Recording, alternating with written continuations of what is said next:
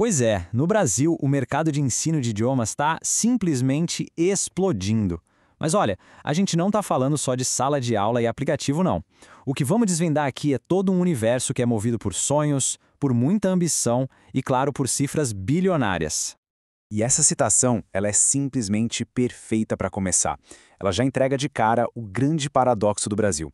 A fluência de verdade pode até ser baixa, mas a vontade, a aspiração de ser bilíngue, isso virou um negócio gigantesco. É essa conversa, essa ambição que realmente faz a roda girar nesse mercado. A transformação é brutal. Pensa só, a gente saiu daquela era do giz, do livro importado, sabe? E foi parar numa indústria que hoje é movida a algoritmos inquietos e cifras de gente grande. Não é só uma mudança de ferramenta, é uma mudança completa de mentalidade. Então vamos tentar entender essa expansão. Porque, de novo, não estamos falando só de escolas. A gente está falando de um ecossistema inteiro. Um ecossistema que se alimenta dos sonhos, das ambições de carreira e, claro, de muitas e muitas mensalidades. A explicação mais fácil, a mais óbvia, seria culpar os aplicativos, né? Aqueles que prometem influência da noite para o dia. Mas a verdade é bem mais complexa. A tecnologia, sem dúvida, é um catalisador. Mas a força de verdade por trás dessa ambição toda, essa é outra.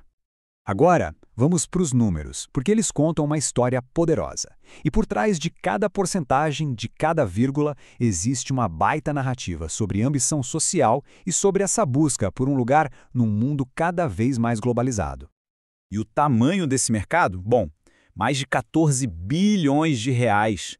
Esse foi o faturamento só do setor de franquias de educação em 2023.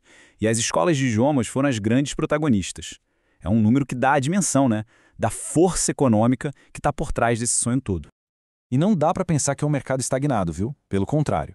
De 2022 para 2023, o crescimento foi de quase 10%. Isso mostra um dinamismo absurdo, uma aceleração que está acontecendo agora, nesse exato momento. E essa tendência não para. Dados bem recentes já mostram um crescimento de 4,6% em um único semestre. Ou seja, o motor desse mercado está a todo vapor e não tem nenhum sinal de que vai desacelerar. E tudo isso nos leva à pergunta central. Mas por quê? Por que todo esse movimento?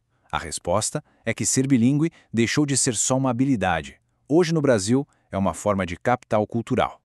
E o que significa capital cultural nesse contexto? Significa que falar outra língua virou um símbolo de status, um passaporte para se sentir parte do mundo.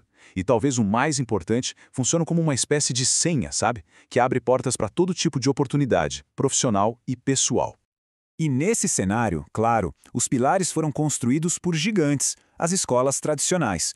Nomes como o Wizard, com suas mais de 1.200 franquias, CNA, que ultrapassa 700 escolas, e a cultura inglesa, que já formou centenas de milhares de alunos. Foram eles que definiram as regras do jogo por décadas. Só que esse cenário, que antes era dominado por esses gigantes, está mudando. Agora o que a gente vê é um florescimento de escolas digitais, escolas independentes. Elas talvez não compitam em tamanho, mas competem em personalização, em conexão e com isso estão mudando as regras do jogo. E essa outra citação, ela resume tudo de forma brilhante. Num contexto como o brasileiro, a língua é uma ferramenta de poder. Quem domina a língua não só se comunica melhor, domina as narrativas, a sua própria e muitas vezes a dos outros. Ok, agora vamos olhar um pouco para frente e ver como essa tendência toda se desenha para o futuro.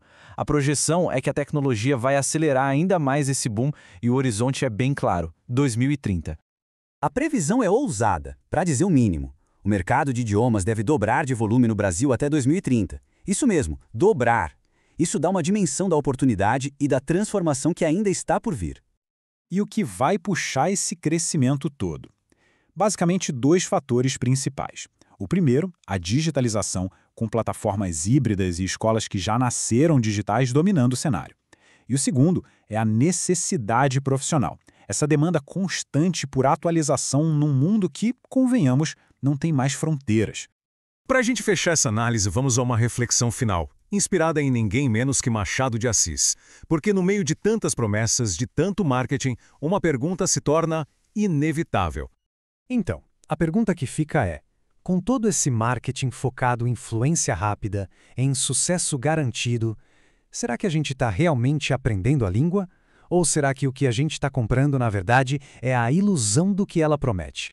O que fica claro é que este é um mercado vibrante, poliglota e, por que não dizer, um tanto marchadiano. É um mercado cheio de palavras bonitas, de intenções muitas vezes disfarçadas e de uma busca incansável por poder e reconhecimento conjugada em todos os tempos verbais. Uma reflexão e tanto para se levar adiante.